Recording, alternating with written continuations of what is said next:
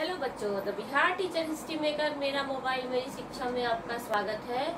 आज हम लोग नया चैप्टर शुरू करने जा रहे हैं।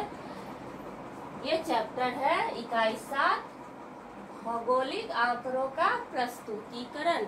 भौगोलिक आंकड़ों का प्रस्तुतिकरण क्या होता है कि किसी भी चीज का हम लेखा जोखा जानना चाहते हैं, जैसे जनसंख्या का है कि इस क्षेत्र में कितनी जनसंख्या है, या फिर आपके विद्यालय में कोई परीक्षा होती है तो उसका आंकड़ा कि हाँ ये इतने रोल को इतना नंबर है, इतने रोल को इतना नंबर है, इतने परसेंटेज है सबके।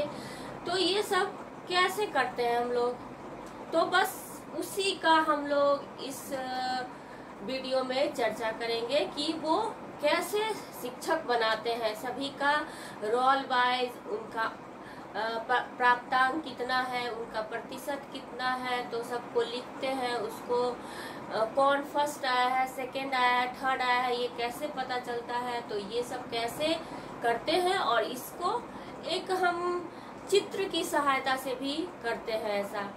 या फिर जैसे जनसंख्या का हम लोग समय समय पे क्या होता है कि जनसंख्या की गिनती की जाती है देश में, तो उसका भी कि हाँ इतने जनसंख्या के लोग बूढ़े हैं, इतने जनसंख्या के लोग जवान हैं, इतने जनसंख्या बच्चे का है, तो उसका भी एक आरेख बनाया जाता है। और तब पता चलता है कि कितने प्रतिशत लोग यहाँ पर बूढ़े हैं, कितने प्रतिशत बच्चे हैं, कितने प्रतिशत जवान हैं। तो इस तरह से कैसे हम लोग उसको जानेंगे इस वीडियो में। तो देखते हैं हम भौगोलिक आंकड़ों का प्रस्तुतिकरण। आंकड़ा, सबसे पहले तो हम आंकड़े को समझेंगे। आंकड़ा क्या होता है? प्राप्त सूचनाओं व जानकारी का अंकों के रूप में परिवर्तन आंकड़ा ही कहलाता है। जैसे कि मुझे ये ज्ञान है कि हाँ यहाँ की जनसंख्या 60% है, लेकिन 60% तो है, लेकिन उसको हम बोलचाल की भाषा में कह रहे हैं कि हाँ 60% है, लेकिन उसको हम किस तरह से अंकों में प्रदर्शित करेंगे कि हाँ इतने लोग यहाँ के स्त्री हैं, इतने पुरुष की जनसंख्या है, इतने स्त्री की जनसंख्या है। तो अंकों के द्वारा, जैसे 1 से 9 तक अंक हमारे होते हैं, तो उसी अंकों के द्वारा जो परिवर्तित उसको किया जाता है तो वो आंकड़ा कहलाता है। उदाहरण के लिए हम लोग यहाँ पर देखते हैं कि वर्ग 8 के बच्चों का कोई परीक्षा हुआ था, तो उस परीक्षा में 1 रोल से 10 रोल जो सबसे हाईएस्ट नंबर के थे उनका एक आंकड़ा यहाँ पर दिखाया गया। किस तरह हम लोग दिखाएंगे आंकड़ा? जैसे कक्षा 8 के 10 बच्चों का रोल नंबर के साथ उन्हें प्राप्तांक, रोल नंबर 1 2 3 4 5 6 7 8 9 10, यहाँ पर रोल नंबर लिख के यहाँ पर उसके रोल नंबर को लिख दिया गया है। यहाँ प्राप्तांक, जिस रोल के बच्चे ने जितना अंक प्राप्त किया है वो अंक लिख दिया गया है। हमें पता है कि रोल नंबर 4 के विद्यार्थी फर्स्ट किए हैं, रोल नंबर 3 सेकंड किए हैं, रोल नंबर 9 थर्ड किए हैं, ऐसा हमें पता है, लेकिन इसको अंकों में हम कैसे दर्शाएंगे, यही है आंकड़ा। तो इसके हिसाब से हम लोग इसमें हम ये खोज सकते हैं कि किसने प्रथम स्थान प्राप्त किया है, किसने दूसरा और किसने तीसरा। तो हम यहाँ पर देखते हैं कि सबसे ज्यादा अंक कहाँ पे है, यहाँ पे 54 है, यहाँ 41 22 33 54 46 36 46 31 50 52। तो सबसे ज्यादा ये रोल 4 को है 54। तो हम यहाँ बता सकते हैं कि रोल 4 ने प्रथम स्थान प्राप्त किया है।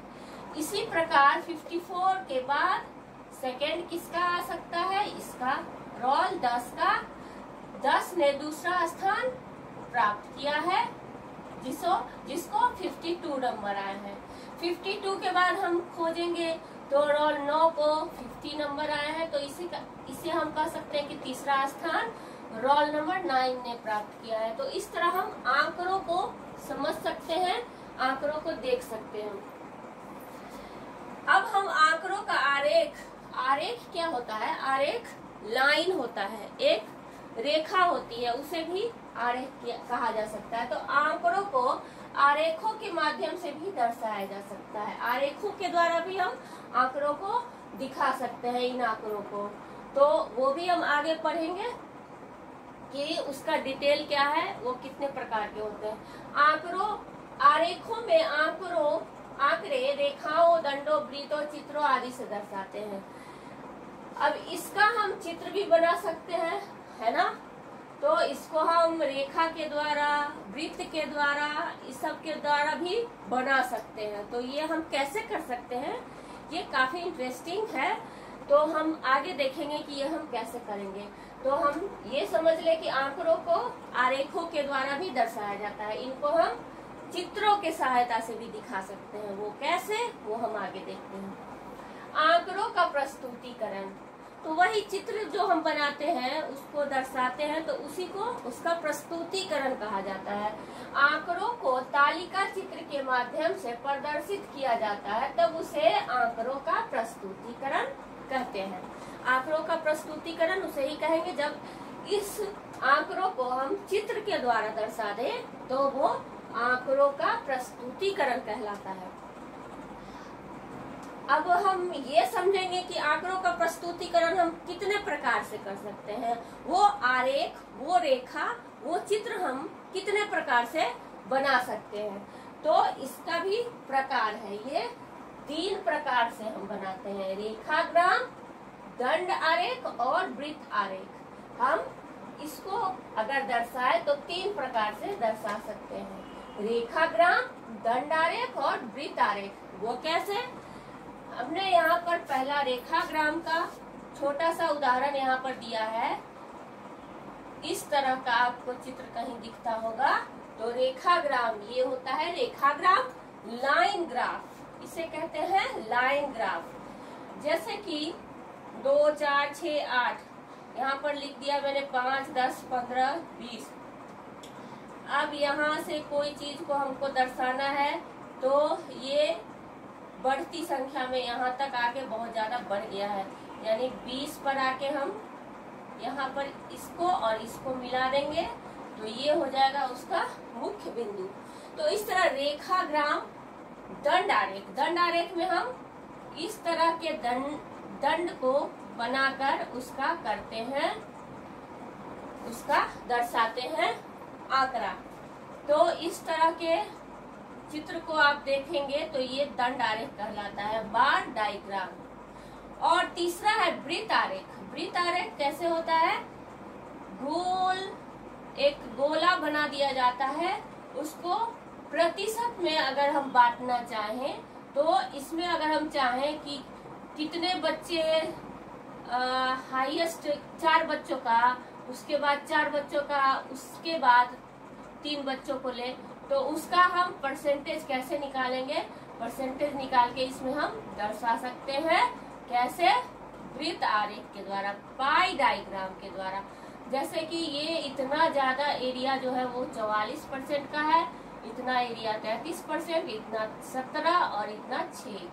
तो ये चीज जो है आपको हम अगले वीडियो में डिटेल बताएंगे, एक एक करके, कि रेखाग्राम कैसे बनाते हैं और उस किस किस चीज में हम रेखाग्राम का यूज कर सकते हैं, दंड आरेख का यूज हम कहाँ कहाँ कर सकते हैं, और वृत्त आरेख का यूज हम कहाँ कहाँ कर सकते हैं। तो इन तीनों को हम